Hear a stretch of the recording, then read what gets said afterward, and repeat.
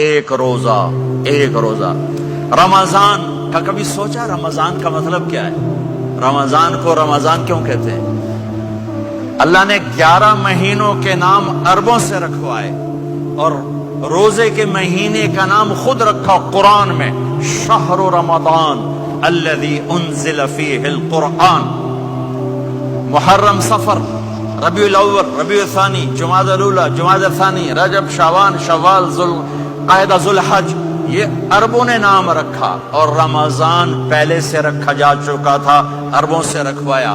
رمضان کے لفظ اور روزے میں کیا جوڑ ہے؟ رمضان کہتے ہیں جل جانا، جل جانا، جل جانا۔ تو اس کو روزے کے ساتھ کیا مناسبت ہے کہ جب کوئی مرد عورت روزہ رکھتا ہے یا رکھتی ہے تو پچھلے 330 دن کے گناہ، آج روزہ رکھا، پٹی تیار ہو گئی، گناہ ڈال کے جلاؤ، دوسرے دن اور گناہ جلاؤ، تیسرے دن اور گناہ، چوتھے دن اور، 30ویں دن سارے گناہوں کو اللہ تعالیٰ جلا کے راکھ کر کے ایمان والے مرد عورت کو پاک کر کے صاف کر کے آخری رات کہتا ہے جاؤ بخشے بخشائے چلے جاؤ، جاؤ بخشے بخشائے چلے جاؤ۔ تو میرا نبی تو 2 کھجور پہ روزہ رکھتے تھے۔ اور ایک بڑا خوبصورت واقعہ ہے رمضان کا، کہیں سے بکرے کی سری پکی ہوئی آ گئی تو اب بڑے شوق سے کھا رہے تھے، اور ساتھ ارباز بن ساریہ بھی تھے، حضرت علی بھی تھے اور حضرت مقداد بھی تھے، 3-4 آدمی سری کھا رہے تھے۔ بلال رضی اللہ تعالیٰ عنہ آئے کہ یا رسول اللہ سحری کا ٹائم ختم ہو گیا ہے، میں اذان دینے جا رہا ہوں، آپ کھانا پینا بند فرما دیں۔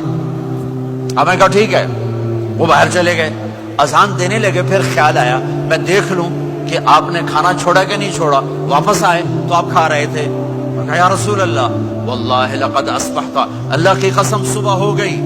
آپ نے ہاتھ پیچھے کر لیا، کہا ارے بلال نہیں ہوئی تھی، نہیں ہوئی تھی، تیرے قسم کھانے پر اللہ نے پہلے نکال دیا اس کو کہ تیری قسم جھوٹی نہ پڑے۔ حضرت علی نے فرمایا اگر بلال قسم نہ اٹھاتے تو جب تک میرے نبی کھاتے رہتے اللہ صبح کو پیچھے ہٹاتے جاتے۔ دیگ پک رہی تھی، ابو عبیدہ رضی اللہ تعالیٰ عنہ بن جراح وہ دیگ پکا رہے تھے، بکرا۔ آپ نے کہا ابو عبید یہ مجھے بکرے کی دستی پکڑانا، اگلے بازو، آپ کو اگلے بازو کا گوشت پسند تھا، گردن کا گوشت پسند تھا، یہ کمر کے پٹھ کا گوشت آپ کو پسند تھا، دودھ پسند تھا، برنی کھجور پسند تھی، عجوا کھجور پسند تھی، تازہ روٹی پسند تھی۔ آپ یا تازہ کھاتے تھے یا فاقہ، توڑی طرح نہیں 8 دن دے پکا کے فریڈاں ٹھوک دے ہو تو کٹ کے گرم کیتی رکھو تو کھاتی رکھو، یا آپ تازہ کھاتے تھے یا فاقہ فرماتے تھے۔ ایک دفعہ فتح مکہ پر ام ہانی کے گھر آپ نے باسی روٹی کھائی، ورنہ آپ نے ہمیشہ تازہ یا فاقہ، یا تازہ یا فاقہ۔ کبھی جس کھانے پہ رات گزر جاتی اسے نہیں کھاتے تھے، تسی ماشاءاللہ 8 راتوں جو کھدی جاندے ہو۔ ہاں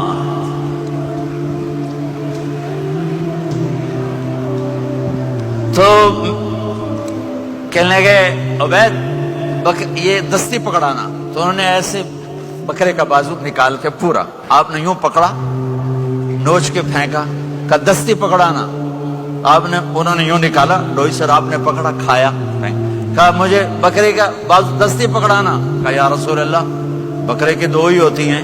آپ نے کہا تیرا بھلا ہو جائے، اگر تو میرے کہنے پہ ڈوئی ڈال دیتا، جب تک میں کہتے رہتا اللہ مجھے نکال کے کھلاتا رہتا، اللہ مجھے نکال کے کھلاتا رہتا۔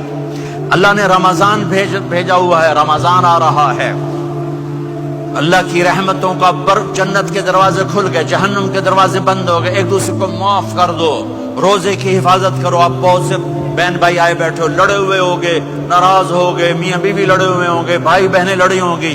رمضان آ رہا ہے، تیاری کرو۔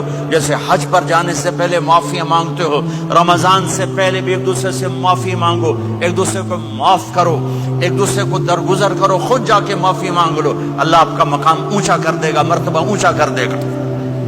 آخری رات اللہ تعالیٰ فرماتے ہیں جاؤ تمہارے رات کی قیام اور دن کے روزے کے بدلے تمہیں سب کو معاف کر دیا، مانگو۔ اور ایک رات اللہ نے شب قدر بنائی، جو 1000 راتوں کے برابر کر دی.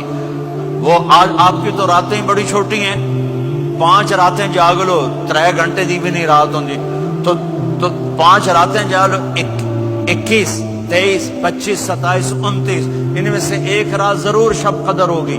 ایک رات کا جاگنا 80 سال کی عبادت سے بڑھیا ہو جائے گا.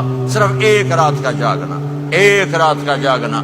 ایک شرط ہے, دل میں بغض نہ ہو, نفرت نہ ہو, حقارت نہ ہو. کسی مسلمان کو حقیر نہ جانو, بلکہ کسی انسان کو حقیر نہ جانو, تو آپ کی بندگی اللہ کی بارگاہ میں پہنچ کر آپ کے مقام کو اونچا کر دیں گی. تو عبادات میں ایک نماز ہے, پھر ایک روزہ ہے, پھر زکوٰۃ اور حج مالدار لوگوں کا فریضہ ہے, غریبوں کا نہیں ہے, متوسط طبقے کا نہیں ہے. تو عبادات کا جو نصاب ہے بڑا مختصر ہے. 5 نمازوں پہ کتنا وقت لگتا ہے؟ روزے سال کے بعد آتے ہیں, گنجائش ہے بیمار و بعد میں رکھ لو, مریض. سب سے پہلے یہ سمجھ لیں کہ حضور نے فرمایا نماز میری آنکھوں کی ٹھنڈک ہے. یعنی ہم چونکہ کچھ باتیں بہت زیادہ سنتے ہیں تو اس کا ذائقہ نہیں محسوس کرتے. کبھی حدیث کے لفظوں پر غور کریں. فرمایا نماز میری آنکھوں کی ٹھنڈک ہے. یعنی کہتے ہیں نا آنکھیں ٹھنڈی ہو گئیں, تو حضور فرماتے ہیں جب تو سجدہ کرتا ہے نا میرے امتی, جب تو نماز پڑھتا ہے, رکوع قیام سجود کرتا ہے, تو تیرے نبی کی آنکھیں ٹھنڈی ہوتی. یہ کتنا بڑا رضا والا کام ہے نبی پاک صلی اللہ علیہ وسلم کی نماز پڑھنا. اور حضور کا اپنا نماز کے ساتھ رشتہ یہ تھا کہ سورج گرہن ہوا تو حضور نے نماز کی نیت باندھ لی, چاند گرہن ہوا تو نماز پڑھنے لگے, تیز بارشیں طوفان کی صورت میں آئیں تو نماز پڑھی, بارش نہیں ہوتی تو نماز پڑھی. حتیٰ کہ جنگوں کے موقع پر بھی میرے نبی پاک نماز کی کثرت فرماتے تھے. ہر موقع پر نماز کی طرف توجہ. نماز حضور کی چاہت ہے, آنکھوں کی ٹھنڈک ہے. وہ کس طرح کا امتی ہے جو یہ نہ چاہے گا کہ میرے نبی کی آنکھیں ٹھنڈی ہوں. آپ نماز پڑھیں, نماز میں آپ تک مسلمان کو لاوارث ہے کہ ٹینشن لے. رب رسول کے ماننے والے بھی پریشان ہوا کرتے ہیں. وہ ہم اس رب کے ماننے والے ہیں جو کہتا ہے کہ تم حد میں نہ پریشان ہونا کہ سویرے ملے گا تو شام کو نہیں ملے گا معاذ اللہ, اور شام کو تمہیں دیکھا جائے گا تو صبح نہ دیکھا جائے گا. تم اس کریم کے ماننے والے ہو جسے نہ اونگ آتی ہے نہ نیند آتی ہے.